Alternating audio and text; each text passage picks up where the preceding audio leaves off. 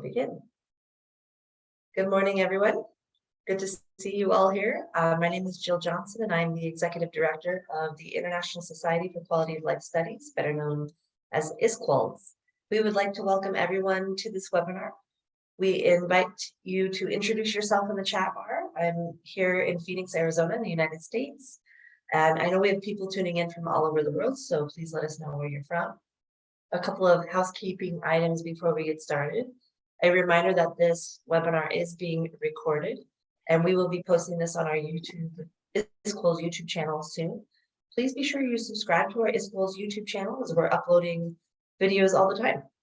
We will send you a link as soon as it is uploaded.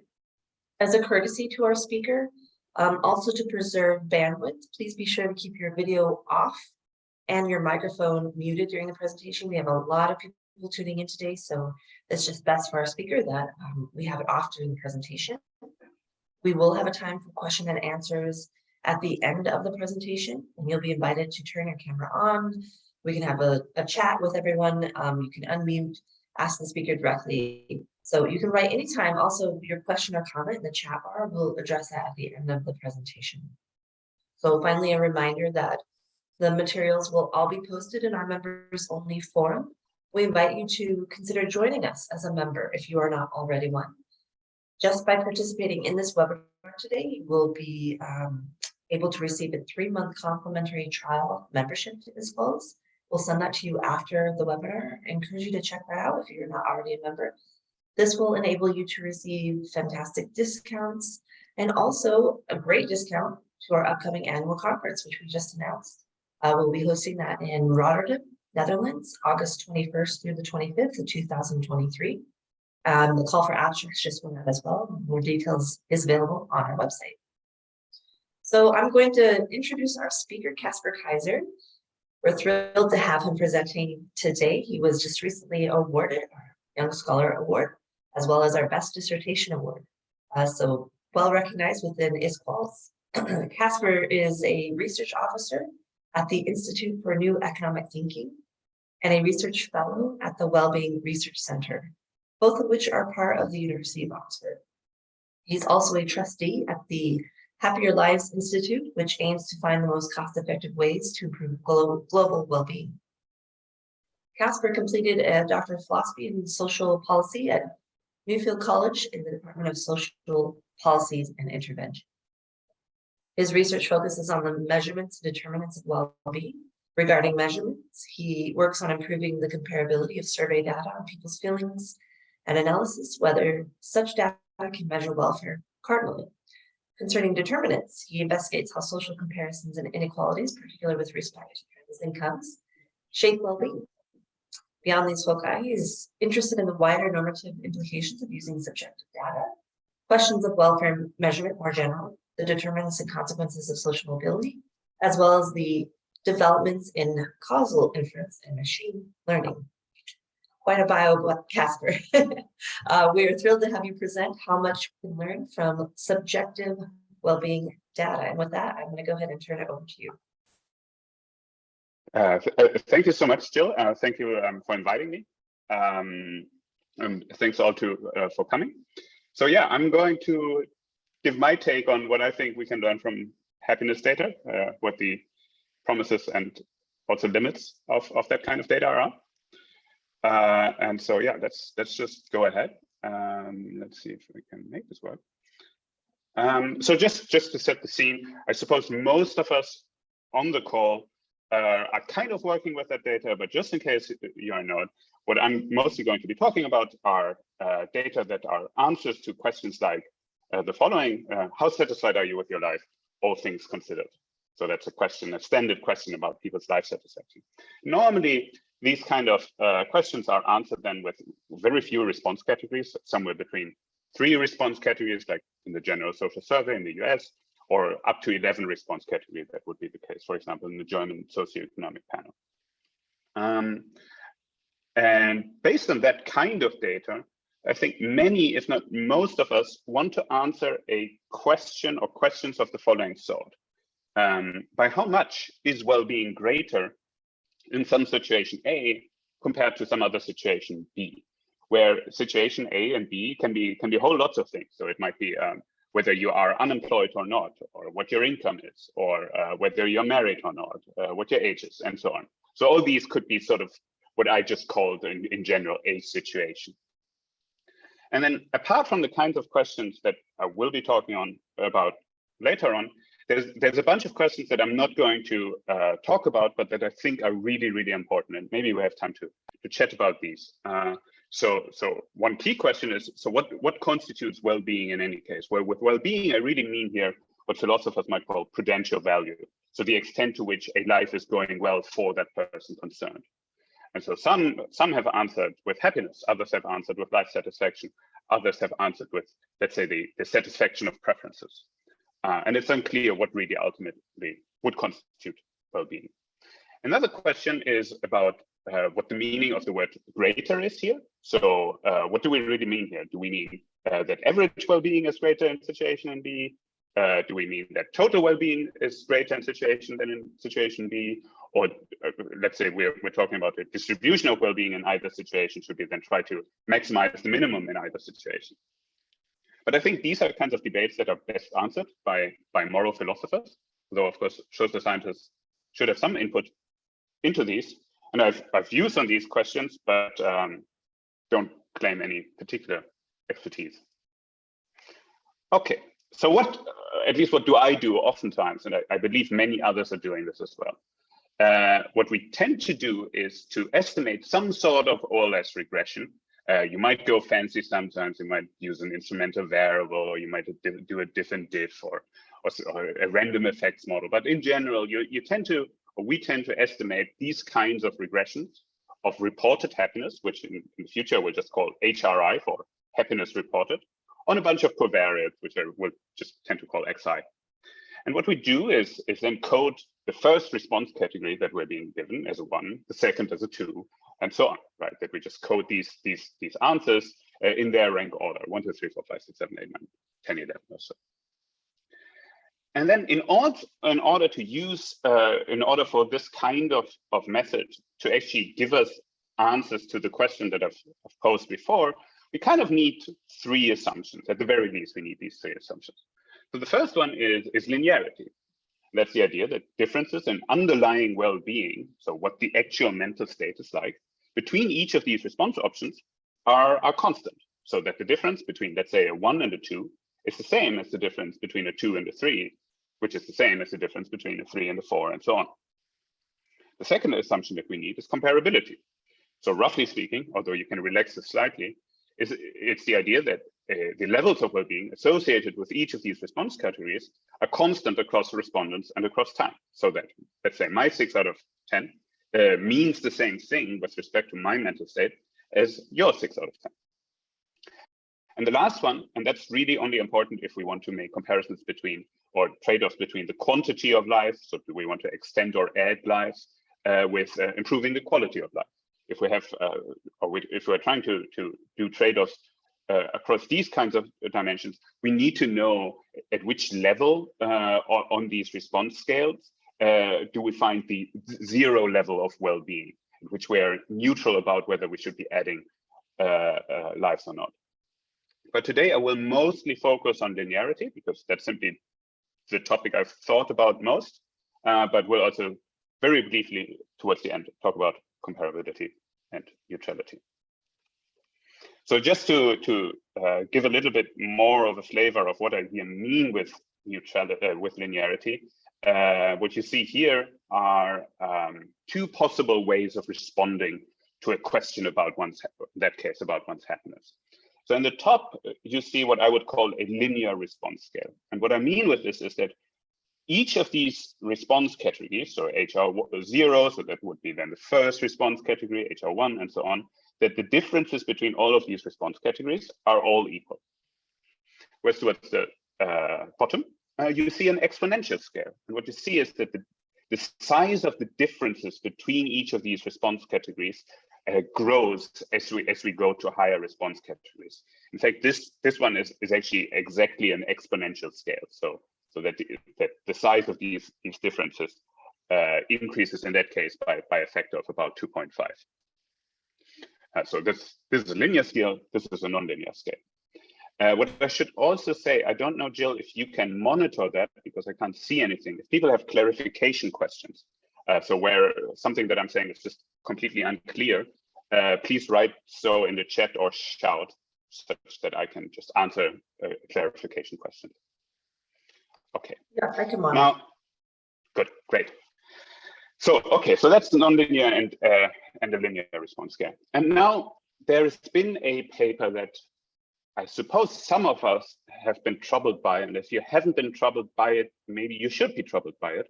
And that's a paper that was published by two economists in the Journal of Political Economy in 2019, which show that if you're completely dropping this linearity assumption, and if you're purely interpreting this kind of data in sort of an ordinal manner, then actually most of the kind of research that many of us are doing, where we try to find the determinants of well-being, is non-robust and can be reversed. The results can just, where you said situation A has more well-being than situation B, it turns out that you can actually reverse that, and it might be that situation B is better than situation A. And just to give you an intuition of this, I try to encapsulate this with this table here. And what I want you to look at first is, so this stuff here is situation A, and this stuff here is situation B. And here in columns 3 and in column 6, you see the frequency at which respondents in either type of situation have responded with each response category. So for example, here in situation A, 10 people have responded with the first response category, 30 people have responded with the second response category, 50 people have responded with the third response category, and 10 with the fourth response category. And here in situation B, it's slightly different. Fewer people in the first category, fewer people in the second, quite a bit more in the third, and again, fewer in the fourth category. And then looking here at columns 4 and 7, I just recorded what we would, I suppose, normally be doing, where we would record the first category as just a 1, the second as a 2, the third as a 3, and the fourth as a 4th. And then if we take the mean well-being coded in that way across the two situations, we would find that in situation A, mean happiness is a 2.6, whereas in situation B, mean well-being is a 2.75.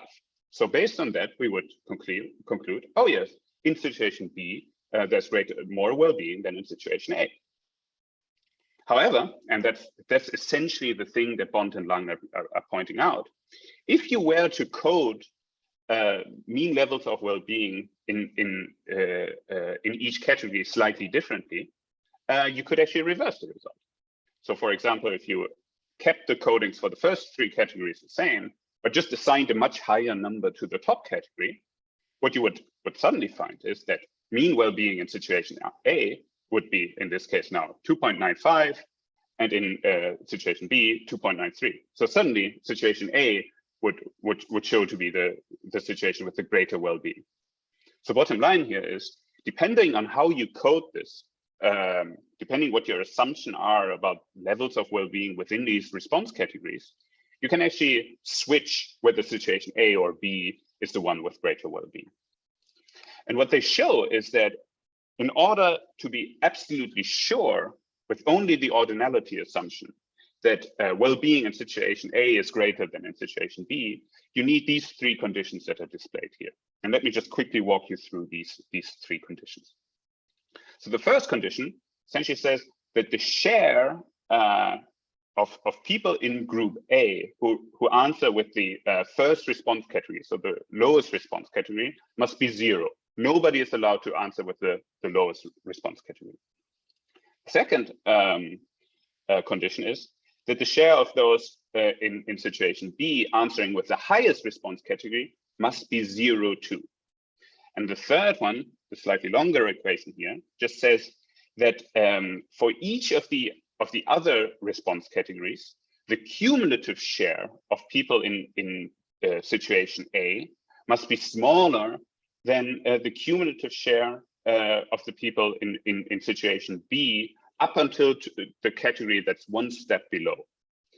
And only if those 3 conditions are satisfied can we be sure that if we're only taking an ordinal interpretation of this well-being data, that people in situation A have actually greater well-being than in situation B? And the problem with this, of course, is that this is almost never satisfied. So every time I looked at any kind of data, these three conditions are practically never satisfied. So that's really terrible, because what that means is that essentially all of the well-being research that's out there is in that sense reversible. We don't actually know whether situation A or B is better. So that seems really, really terrible. At least it initially seemed so terrible to me when I first sort of, I think I now understood their paper. Okay, so are we doomed? Are we as well-being researchers doomed? Well, I don't quite think so. Because it turns out that the bond and lungs results depends on a fairly strong idea. And the idea is that mean levels of well-being within each of these response categories can pretty much freely vary across groups. And suppose that you were willing to make the following assumption. The assumption is this: within each response category, mean well-being levels do not vary across groups or across situations. If we are willing to make that assumption, and later on I will show you a test of that assumption, because it is actually testable, you will see that in most cases, the sign of an OLS regression coefficient is correct, even when we are only assuming ordinality. So we can run our OLS regression. We can forget about the question whether that's now, it's the right cardinal coding of it, and we will still get the right sign of it. And the second thing is that we can actually bound ratios of coefficients. So why would you care about ratios of coefficients? In short, because in very many cases, you don't only want to know whether, let's say, unemployment is bad for well-being, you also want to know how much worse is becoming unemployed compared to, let's say, losing 10% of your income. So as soon as you want to make comparisons across any kinds of covariates, you will want to be interested in ratios of coefficients. And I think you can bound ratios against all kinds of codings of the scale. So even if you're only thinking of this data as ordinal, you can actually say something useful.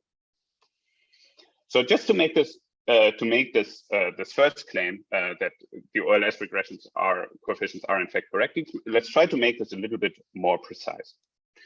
And I first will read this out, and then I will try to unpack this non-reversal condition. So the coefficient from an OLS regression of HRI, so HRI is reported happiness, on XI, so some covariate, will have the same sign for all positive monotonic transformations of HRI. So whether, it can be super nonlinear, it could be 1, 2, 4, 8, 12 that you're coding your data with, it could be linear, 1, 2, 3, 4, 5. So that sign will remain the same if the signs of the corresponding coefficients on each regression of HDKI are the same. Now, of course, you will wonder, what on earth is HDKI? You haven't introduced this yet. So what I mean with HDKI is to essentially take your original happiness data and you just dichotomize it at every step. So you code a new variable that says you are a 1 if you responded with the first response category, and a 0 if you responded with anything higher. And then I create another variable of that kind. Let's say you are coded now as a 1 if you responded with the first or the second response category, and a 0 if you responded with anything higher. And you do that for all the categories that are in your data set. So that's what I mean with dichotomizing the happiness data at every response category. So you create all these new variables, HDK, and then you estimate new OLS regressions of these new variables on your original covariates and possibly a set of controls. And then what you should do is check if the coefficient on your variable of interest is the same across all of these regressions. And then what it turns out, and I think that's quite helpful, that if the coefficient on your variable X is the same across all of these regressions that you've just estimated, then it will be true that your original OLS regression coefficient of your original data did indeed yield the correct coefficient sign. So what that means is that in that particular case that's testable, OLS regressions and variants of it work with ordinal data. So that's the non-reversal condition. And so that's much more helpful than the Bont and Lang sort of claim that you can never do anything useful with that kind of data. Now on the coefficient bounds, there's something quite similar to be said. So again, I will just read it out and then try to unpack it. The ratio of coefficients on two variables xi and zi from an OLS regression of HRI is bounded between the smallest and the largest corresponding coefficient ratios from OLS regressions of HEKI. So let's unpack this again. We again create our variables, essentially our dichotomizing variables HTKI. We run our OLS regressions of each of these newly coded variables. And then we just search among these regressions that we just estimated, the largest ratio of our two variables of interest and the smallest ratio of our two variables of interest. And then we can say that no matter what the true differences in well-being across response categories are, so again, only associating an ordinal interpretation to the reported happiness data, the ratio of the effects of xi and zi, so our two variables of interest, will lie somewhere between the two ratios found above. So what that means is that we can, even if we're just using ordinal data, we can, using OLS, get relative effect estimates. And that's, again, going much beyond the initial claim that Bont and Lang had made. So, but all of these two results crucially depend on assuming that mean well-being within particular response categories is not allowed to vary across groups. And so the question is, does this assumption actually hold? I mean, it might seem like a fairly strong assumption. Luckily, there is at least one Dutch data set, the longitudinal internet study for the social sciences, LIS, that did something very, very useful. What they did is they asked people a single item question about their happiness. And then what they did is they waited for a month and asked that question again.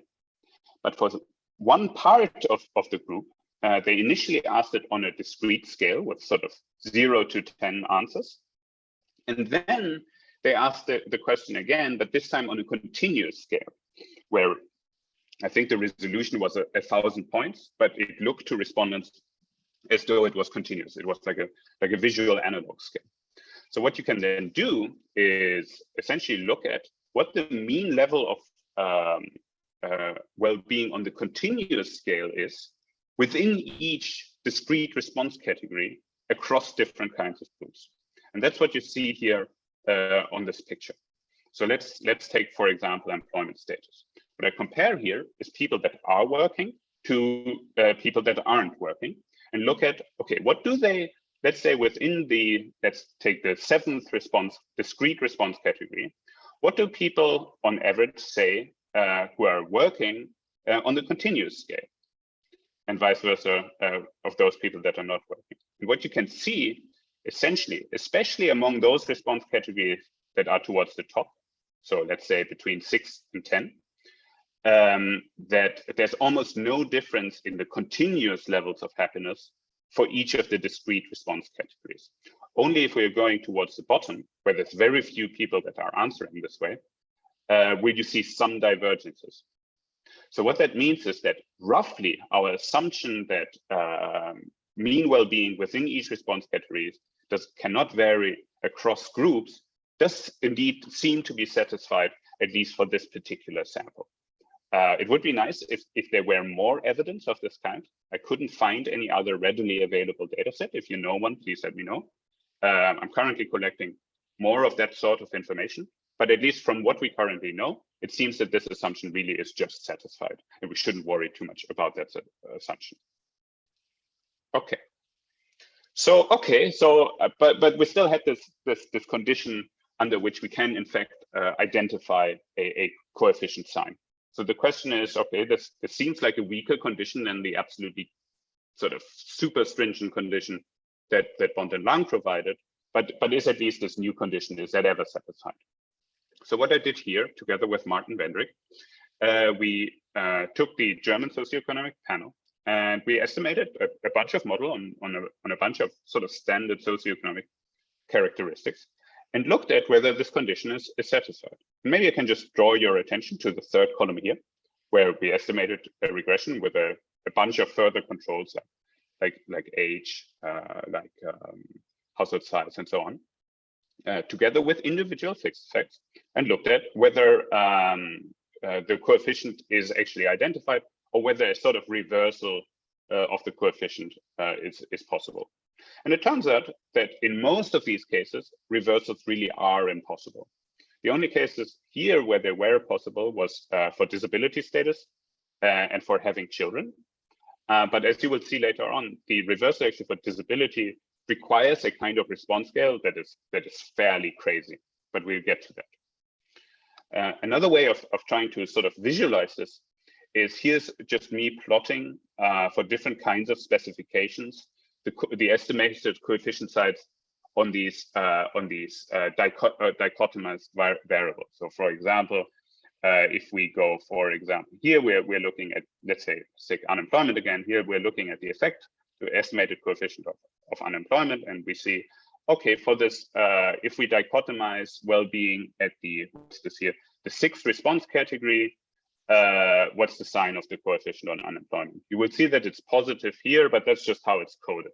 What that implies is that its true effect is actually negative on well-being. And what we observe is, no matter where we dichotomize the response scale, the coefficients on these regressions of HD always stays the same sign, and it stays pretty far away from 0. So that's where it's super robust.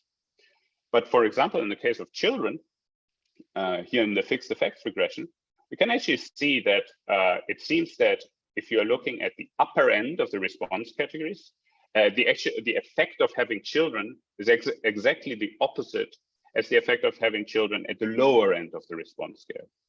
And so what that means is that if you then weight the response scale differently by sort of essentially broadening the importance of the upper end or the lower end, you can actually reverse the sign of the effect of children. So that's sort of what this picture shows. But this really happens rather rarely. So that's really nice. Okay, so most of the time we can identify the correct coefficient sign merely by using an OLS regression. But does the same hold true about the bounds on coefficients? So can we get fairly tight ratios of coefficients where we can say something meaningful about the relative magnitude of effects? And there it seems, unfortunately, in the data that I've looked at, it doesn't really seem that way. So what I did plot here are, again, in this case now, the ratios of coefficients across each of these regressions of HD. And what we can essentially see that, so this is the coefficient of the ratio of coefficients of unemployment to income, and this is the ratio of coefficients of disability to income. And what we see is that at the lower end of the response scale, so for low HDs here, the impacts of unemployment are really quite a bit larger than the effects of income. But as we then go up the scale, the impacts of unemployment are actually quite a bit smaller compared to income. And so what that means is, depending on what our assumption about scale use are, the average effect of unemployment will hugely vary depending on how we code our scale.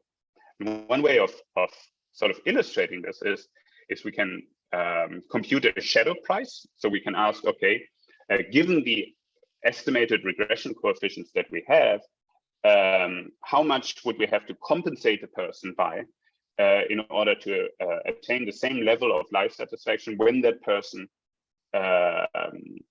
turns unemployed? So for example, in the case where we're just using the standard rank order coded reported happiness, so 1, 2, 3, 4, 5, 6, 7, 8, 9, 10, 11, what these estimates imply is that becoming unemployed is roughly equivalent to a loss of roughly 150,000 euros. Now, the problem is that these bounds on these coefficients are incredibly wide.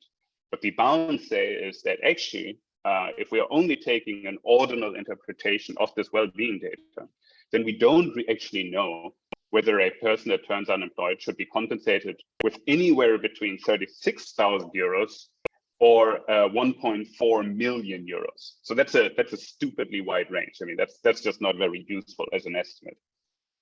So just to make the point again, is that for at least some coefficient signs, for at least some ratios of coefficients, these bounds are just way too wide to be useful. So we know fairly little about the relative magnitudes of the effects of covariates if we're only taking an ordinal interpretation of happiness data. Okay, so that's just a quick recap. In most cases, we can identify the sign of regression coefficients, but unfortunately, the bounds on ratios of coefficients are really, really large. So what that means is that we should need some evidence on whether, something more than a merely ordinal interpretation of this data is warranted, whether we can sort of interpret the data as being, as the reports being roughly linear in the underlying feelings. And so there's a very few studies, and I suppose not all of them really realized what they had been doing, apart from Layard et al. And Oswald, where they were fairly clear on their purposes, where they try to get a sense of whether people use these response scales actually in a linear kind of manner. And what each of these studies has found is that there's some deviations from linear scale use, but actually these deviations aren't all that large. So for example, maybe just to give a flavor of the methodologies people have been using, I should note that each of these methodologies are completely different. So whichever mistake either one of them is doing shouldn't be the same mistake that any other study is doing. So in that sense, these conclusions I think are fairly robust. But for example, what Andrew Oswald has been doing in this 2008 paper, I thought is fairly clever. What he did was essentially just ask a bunch of people how high, how tall they feel. So on a scale from 0 to 10, how tall are you? Was the question, something like this. And then they could select some qualitative level of tallness from this bounded scale. And then later on in the survey, he just asked people, well, how tall are you? And people then say, well, I'm 1.70 m or something. And so what he could do then is just check whether people's subjective responses are roughly linear in their actual recorded cardinal height. What he found is that there's the small amount of convexity that you can see here in the blue line. So that's the equation that he's estimated. But that amount of convexity really isn't all that far away from linearity. And the slight amount of convexity has actually been found in quite a few other studies that have been using different methodologies. So that suggests, okay, scale use is roughly linear in the underlying feelings. So I don't know how many of you are following Twitter, but there's been some recent controversy where we've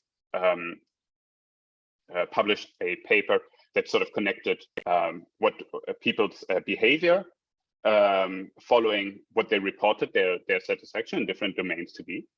And I think one key finding from that paper was that roughly what people say about their satisfaction in these different domains is roughly linear in the probability of quitting a particular status quo.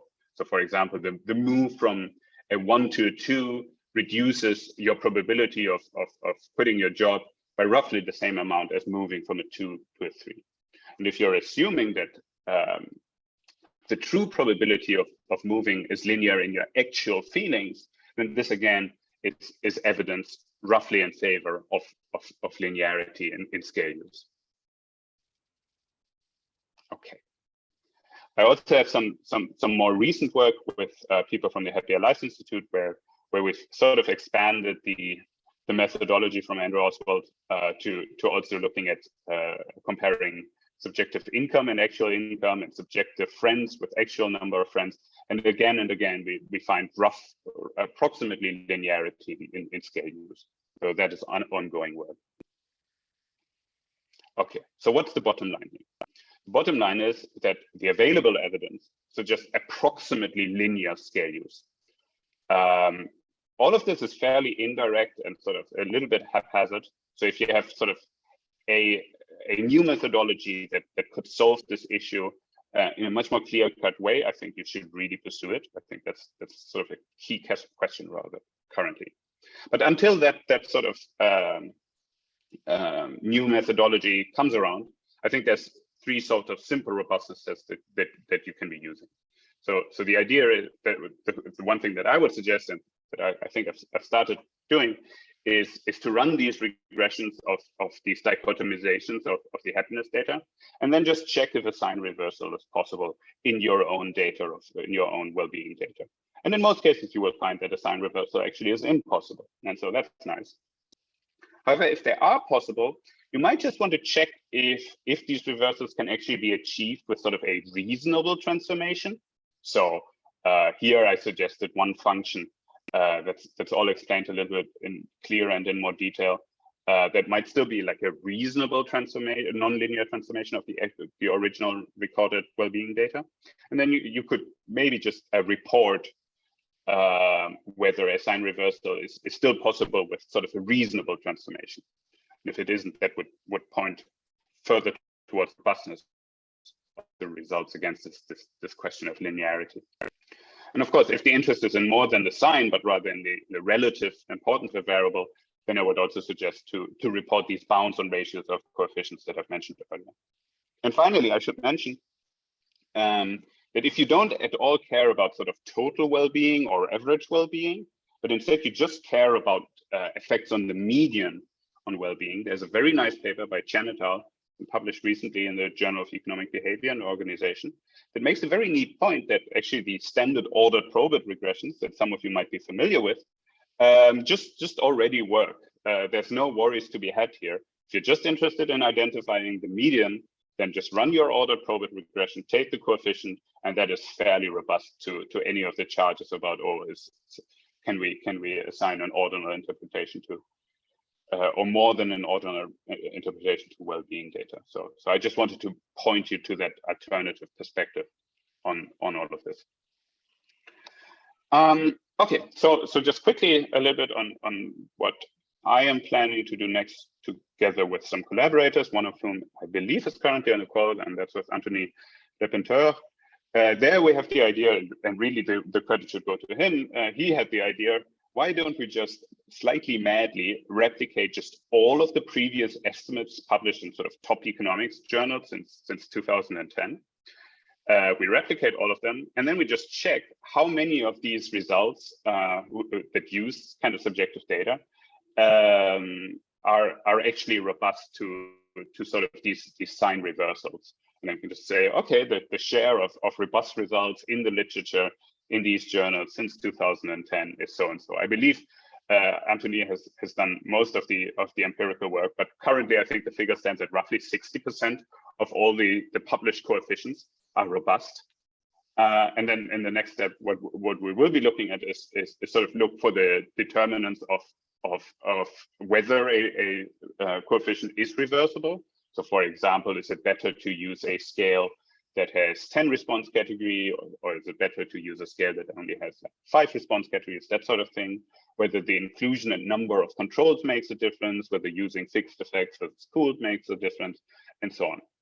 And then the final idea that we're currently pursuing is to sort of incorporate priors on our beliefs about scale use and feed that into a test that would give you sort of a false discovery rate for different kinds of plausible or implausible kinds of ways people might be using scales to get sort of an extended p-value on coefficients and their signs. So, okay, this was all linearity. I just wanted to point out that this is only one of the 3 core questions I think that as a field we should be solving in order to get well-being data sort of broadly accepted in policy and across scientific disciplines. I think the other 2 are comparability and neutrality. And so I just wanted to point out, so the comparability problem depicted here in this picture is just, okay, many people, and I don't know how often you're getting this, it's just the question, well, are we sure that Peter's scale use really is the same as, in that case here, Anna's scale use? So is Peter's 7 out of 10 really the same as Anna's 7 out of 10? Or what Peter means with a 7 out of 10, is that not just, let's say, Anna's 3 out of 10? And I think that's really core. And so far, there's only been very little work on this. So there's a small number of papers from the vignette literature where there's sort of a description of a fictional person, and then people are asked to rate the life satisfaction of that fictional person. And then the idea is, okay, if Anna says, oh, that person is a 3 out of 10, and Peter says, oh, that person is a 5 out of 10, then roughly the idea is that Anna's 3 out of 10 is equivalent to Peter's 5 out of 10. But I think more could be done there. And I think this should be the next step of trying to improve this kind of vignette literature. Sort of related to that is the question of overtime scale norming. So are the same people, when you're looking at a panel data set, are they always meaning the same thing with the 6 out of 10? Because if they're not, you also have a big problem with panel data analysis, or with analysis of countries over long periods of time. So for example, if you're interested in this question of the Easterland paradox, whether, over the very long run, societies become happier, one reason why we might be seeing sort of this flatlining across rich countries might just be because people are meaning different things over time. And I think we should really get a handle on that. Final thing that I'm sort of starting up together with Mark Fabian, and that's my first sort of venturing out in that sort of world, is to actually do qualitative interviews and try to understand what people say about why they select particular response options, where we are going to interview, we've interviewed so far roughly 20 people, but we are going to interview 100 people, trying to really understand what people sort of substantively mean with these numbers, and whether there are sort of systematic differences across population groups in what they mean with these numbers. There's also some questions about neutrality, if we want to make trade-offs between extending and adding lives compared to just improving lives, because for that we need to know the 0 point of well-being. And so far, there is no, as far as I know, accessible published work on trying to determine this neutral point. Together with some collaborators, we started asking people just about quantitatively, what do you think, at what point on the scale from 0 to 10 would you be indifferent between being alive or not, and variants of that question. But I think much more of this sort of thing could be done. So we could imagine sort of these time trade-off studies that are well known in the literature on quality adjusted life years within health. But yeah, so far there's very, very little. And if anyone is trying to think about using this kind of data to actually make trade-offs between the quantity and quality of life, I think that is currently sort of the most important thing to sort of figure out. I think I will leave it there. Just 3 quick conclusions. I think the complete full-on skepticism that I'm sometimes encountering among economists, I'm currently in an office surrounded by economists, I hope they're not listening, I think that's just misplaced. I think there's some robustness tests already available. New data is coming along that helps us to at least answer some of the skepticism, but it's not enough. And I think some of that skepticism is reasonable, and we should just be working more on that. And I hope I've sort of given a flavor of sort of directions that I think might be fruitful. So I think I leave it there, and hope that some of you might have some questions or ideas or thoughts or comments and the like. Thank you. Thank you so much, Caspar. Fascinating presentation. Particularly interested in the qualitative interviews that you're conducting, and hopefully we can have you back for future presentations to show us those results if you're able. This is the time for us to have questions and comments, and please turn on your videos if you're with us. I have a couple of questions, or I see a hand raised. We also had a comment in the chat bar. We'll start with Liz. You have your hand raised. Feel free to show your videos even if you're listening. And Liz, go ahead. Hi, well, thank you so much for a very passionate talk. I walked away understanding that you're really trying to find the analytical tools that will provide the most meaningful insights in regards to the experience of happiness and the things that can promote that. And there's nothing that we need more in this world, I think, right? To be able to lift all of us. So thank you for this work.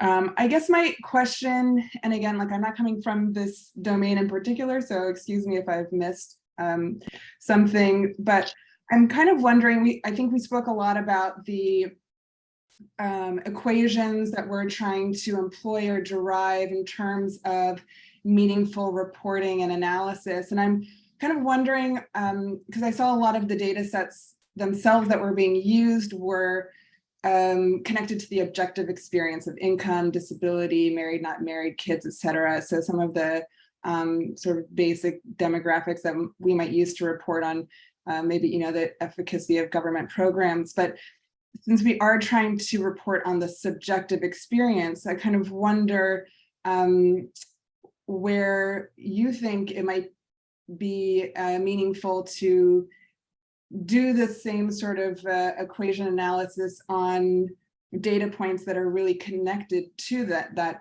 subjective experience, to feelings, right? Versus, just kind of the difference between trying to report on subjective experience using data points that are reporting on objective experience or ones that are reporting on the subjective one. I think that's, should we collect questions or should I just answer and we just talk? I guess we just talk. Okay, so here's one way maybe of interpreting your question. Tell me if that's the wrong interpretation. So you might wonder sort of whether subjective aspects of people's lives ought to be entering analyses that as a dependent variable also have a subjective variable. And if that's your question, and if that's what, I mean, some people are doing this, yeah? Well, I guess my question was why a lot, and maybe again, I misunderstood, but why the focus of reporting on the subjective experience was leveraging objective data points, if that's just because that's the data that we have to use, or if it's, because this is, I guess, versus you spoke a little bit at the end about having, surveys with people, and maybe that's an opportunity to ask other questions about, how do you feel about this? And, because if we're talking about income or marriage or kids, under that umbrella, I'm sure you're going to find people who have completely different well-being experiences about those things, and so putting them under objective lenses and trying to derive equations from there, I feel like might undermine the ultimate goal of that well-being research. Okay, now I understood your question. So the first response that I would have is that this is happening, at least in some instances. So some of the large kinds of survey, nationally representative survey data sets that I've mostly been looking at do ask subjective questions about particular domains of people's lives. So particularly, let's say, people's satisfaction with their family situation, or people's satisfaction with their health, or people's satisfaction with their jobs, or people's satisfaction with their income, and so on. So there's quite a bit of subjective data about these objective circumstances, zooming into these particular categories. And there really is something to be said in favor of analyzing that kind of data alongside the kind of wider happiness and overall life satisfaction data, because you might think if you want, as a policymaker, you want to improve people's experience during their work life, you might want to ask about people's job satisfaction rather than their life as a whole, simply because it's a more targeted kind of variable, and that seems legitimate. What I would nevertheless caution against is that if you're doing that sort of analysis, you continue to have the problem of, let's say, trying to make a trade-off about, suppose you're a policymaker and you wanted to make people's lives better overall, but you only have data on people's, let's say, job satisfaction and partner satisfaction. And then you have an analysis and you estimate, oh, probably I can improve people's job satisfaction by so and so much with this and that amount of money, or I can improve people's housing satisfaction with this and that much money. That's nice, but now you don't know how to make trade-offs between job satisfaction and housing satisfaction. So a nice feature, I suppose, about data about overall happiness or life satisfaction is that the weighting of different aspects of people's lives is already being done by the respondents themselves. Now, of course, then you could in turn say, yeah, but many people are kind of poor at aggregating these kinds of informations on the spot. There's lots of biases that come into play and so on. And that's then another debate to be had. But I think I will take a break here.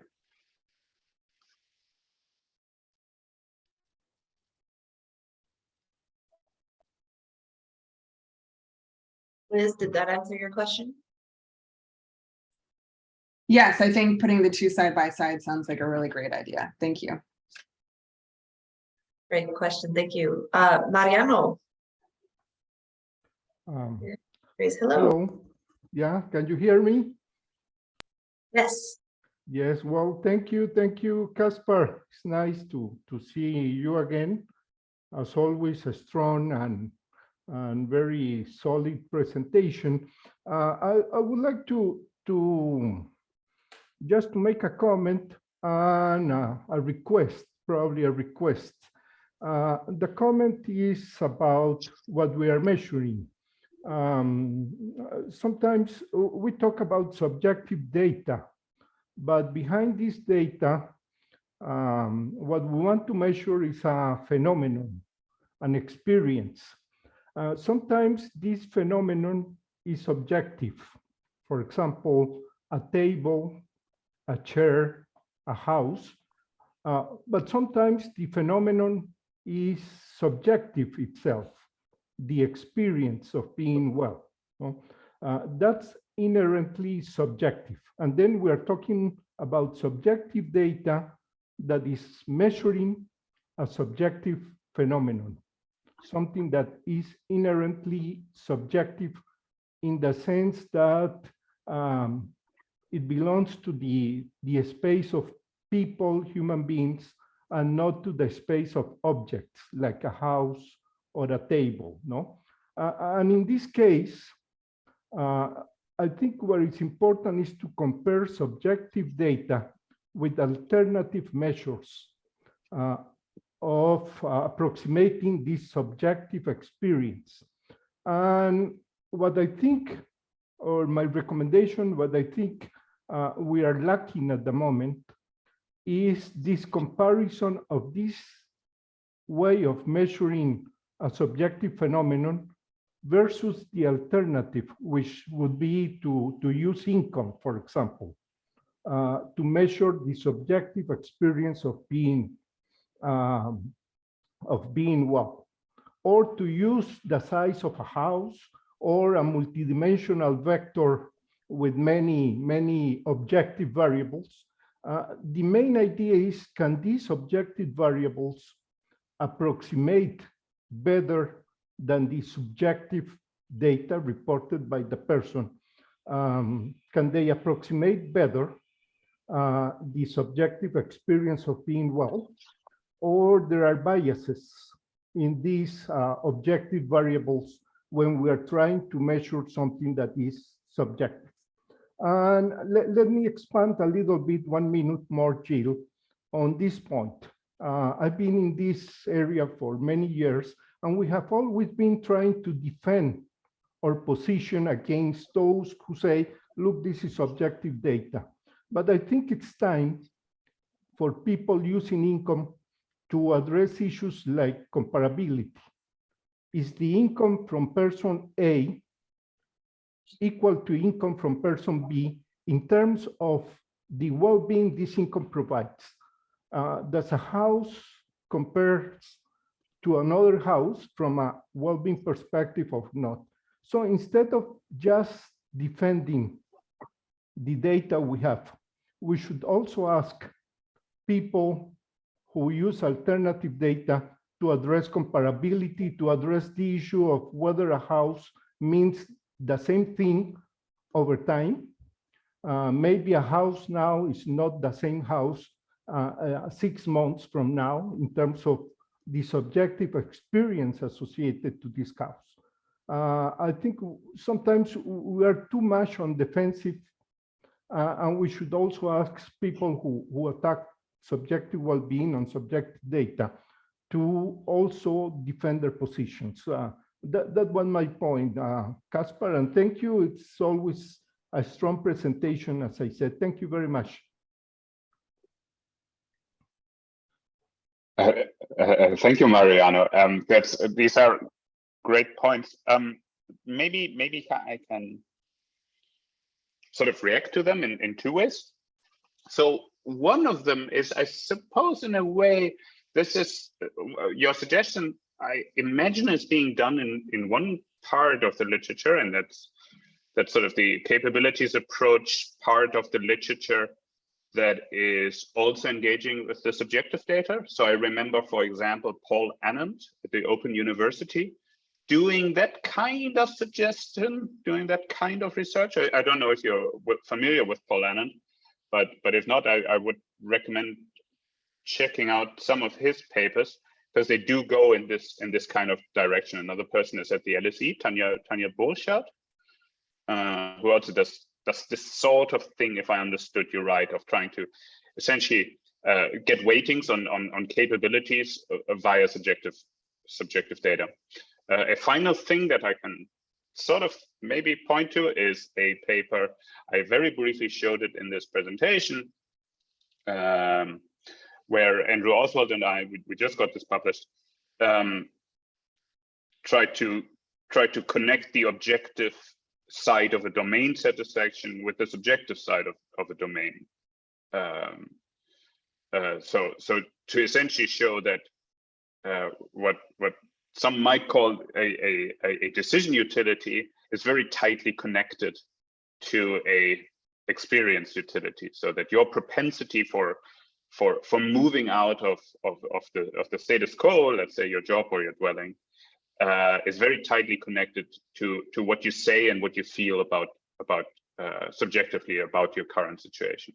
And I think that's sort of also moving in that direction. And I think one next step that could follow up from this paper would be to look at population differences. So do these lines that I'm showing here, do they actually look the same across men and women, or across different age groups, or across different levels of education, etc. And I think that would also sort of get at, I believe, what you were hinting at.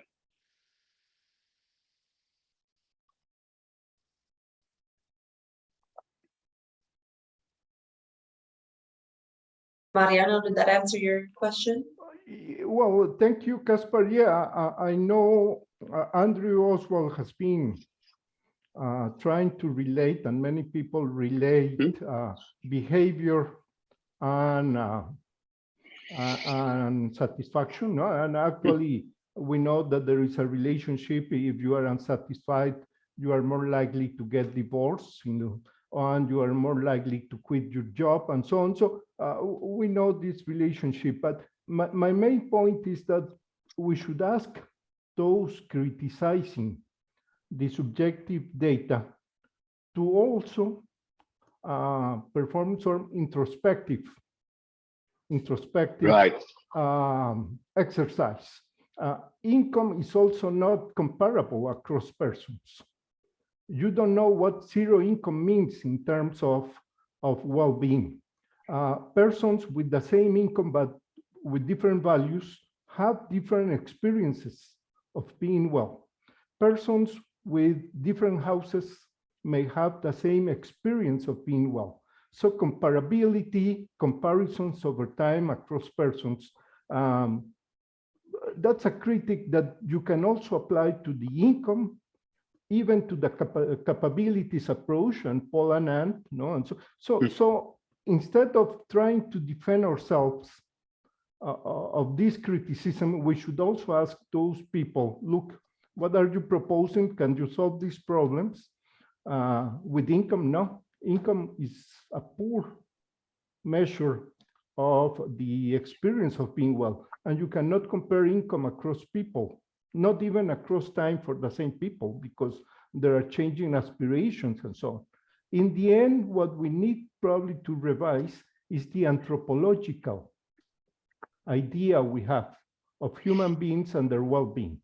But that's more philosophical, no? But my recommendation is maybe you could say, let's do the same with income here. What you are doing with subjective data, let's do the same with income with a vector of multi-poverty indicators and so on. No?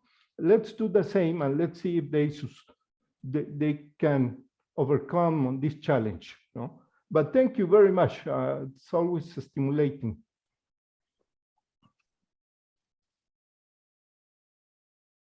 Well, thank you, Mariano. Great points. Good discussion. Any other questions? I do see just Peter. I'm not sure if Peter's still with us. Just noted that he had a small recall study, also once in SOEP. Peter, are you with us still? He had to log off, but just a note from Peter Kraus. If there are no more questions, we've reached our hour. So I'm sure there's a lot more room for discussion, Caspar. As always, it was just a pleasure to have you on, and it's clear as to why you received not only our Young Scholar Award, but also our Best Dissertation Award. Excellent research, and we hope also, as I said, to have you back for a future presentation on your work. If you're interested and able, hopefully you'll also be attending our 2023 conference in Rotterdam, which is close to you. And all of you who are logged on, we hope that you consider joining. The call for abstracts just went out, and we will be posting the YouTube recording of this very soon, as well as that trial membership offer and a reminder about our conference coming up. So thank you again for everyone for tuning in today. Thank you, Caspar. It was lovely to have you present. And again, we hope to have you again in the future. Thank you, Jill, and thanks again, Mariano. I now understood what you were saying, and I think it's a really good idea. And see you all in the summer, I guess. And if not before that, online with our other webinars that are coming up. Thank you again, everyone. And Caspar, take care. Thank you so much. Later. Bye. Bye, everyone. Thanks, Caspar.